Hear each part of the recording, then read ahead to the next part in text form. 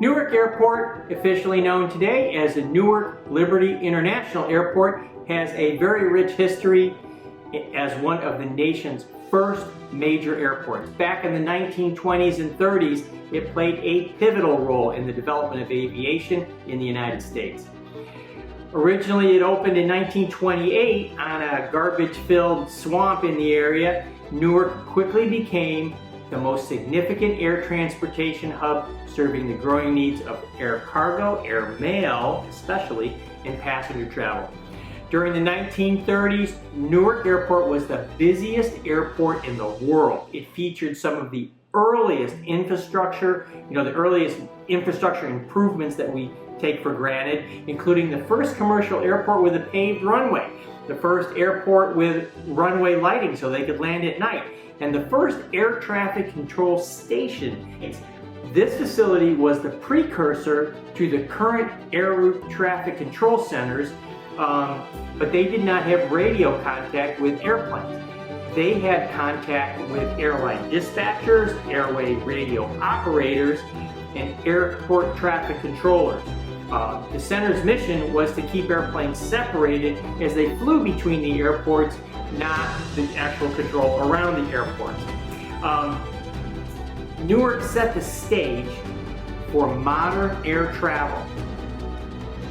And today, this is what the air controllers were looking at for 90 seconds, twice in the last few weeks. And no, they were not looking at the Metallica Black Album cover, new to me by the way. They serve as an example. Newark right now serves as an example of crumbling infrastructure, unable to effectively serve the needs of the United States air travel industry, and most in particular, United Airlines, which is their largest hub. We definitely have to talk about this.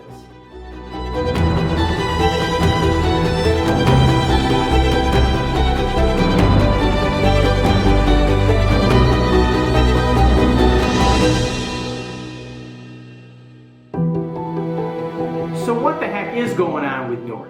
We have had 3 outages in the past few weeks.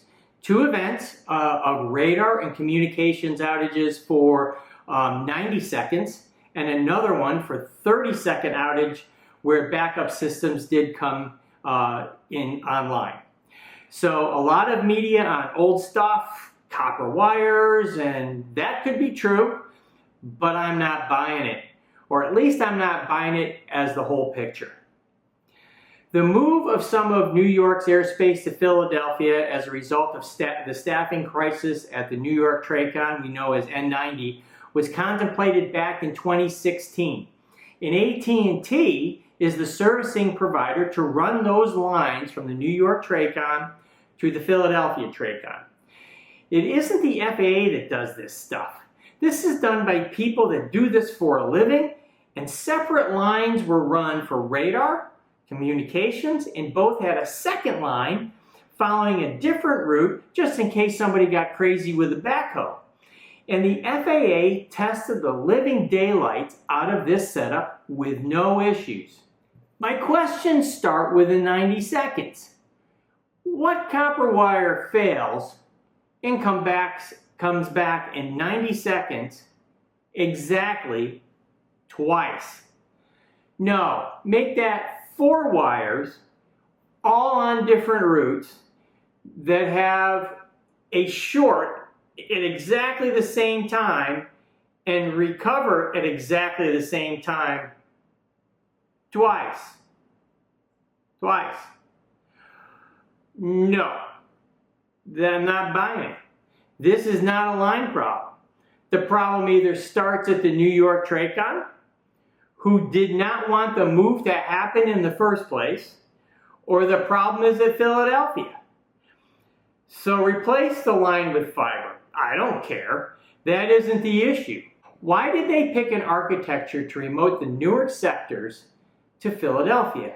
Why wouldn't they just incorporate that airspace into the automation system, into the STARS platform? STARS is what we use as the automation platform to service terminal approach controls. in the automation system into Philadelphia? Why didn't they just incorporate it into that and use that as just it's now Philadelphia's place? The only reason I can think of is that this method makes it extremely easy to go back to N90, to go back to the New York Trade Center, because the airspace never left. As far as the automation goes, the airspace is still in New York. This goofy architecture is called the Remote Terminal Automation Configuration. In this system, although thoroughly tested, I grant them that, is another system in the chain. A system that wouldn't even be there if those sectors were incorporated into the Philadelphia approach control. And since things last for 90 seconds, it sounds like a software buffer, a table fill up, all the geeky stuff that happens in software, all which reside in this RTAC system. Did I mention that this system wouldn't even be involved if they actually moved the airspace to be controlled out of Philadelphia? It took 2 years to make this transition happen, and the whole thing just seems wonky. So who decided this was the best way and why? Somebody should know who is accountable for a strange series of decisions. I'm sure the FAA would have blamed AT&T if it really was those 4 copper wires, but they didn't do that. So what do you think the issue is? One thing for sure, it is a great example of why we need a new, clean, understandable system and architecture, and not a potpourri of systems all put together with band-aids and duct tape. Hey, everyone says Newark is safe. I want it to be safe too, but how do you know? You don't really know what the problem is. And controllers en masse are on trauma leave. They lost radar and communications at the same time, and they really don't know why. And where else is this issue? CNN just reported that there have been 40 radar and comms outages in the NAS since 2022. That's 2 per month. You'd think there is a red flag? I see that as a red flag. Red flags. It is hard to see the kind of issues with public-facing metrics from the FAA. Their performance reports, their business performance and plans, system availability is extremely high. Probably because there are so many NAS systems being monitored, it skews the top line. I hate to rely on CNN for my NAS metrics. Maybe some simple measures on how we're doing if the important stuff will come along with a new world-class system. So there's big money being talked about, putting into a new system and how much it'll cost, and those numbers are kind of staggering, but is it worth it? Well, the World Travel and Tourism Council said people are staying away from the U.S. Now, maybe a lot of reasons, but it gives a sense of value. And they project that the U.S. will lose $12.5 billion in travel revenue in 2025, a 7% dip from last year. So I went to take a look at the TSA numbers. And yep, passenger counts are down. About 1 million less passengers in just the first couple of weeks in May. Wow.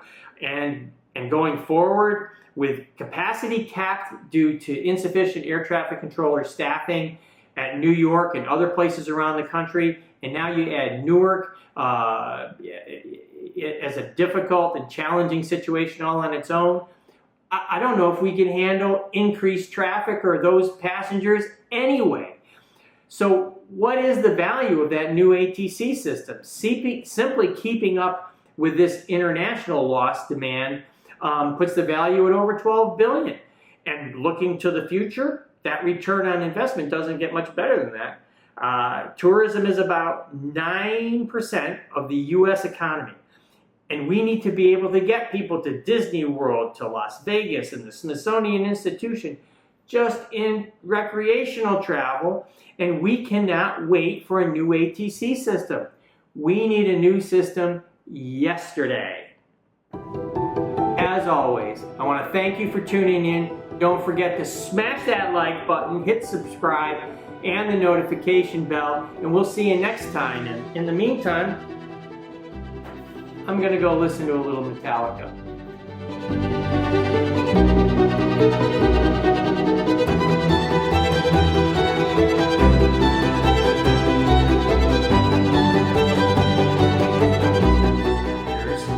Into the Stars, the Philadelphia Stars, which is the automation platform called, that's what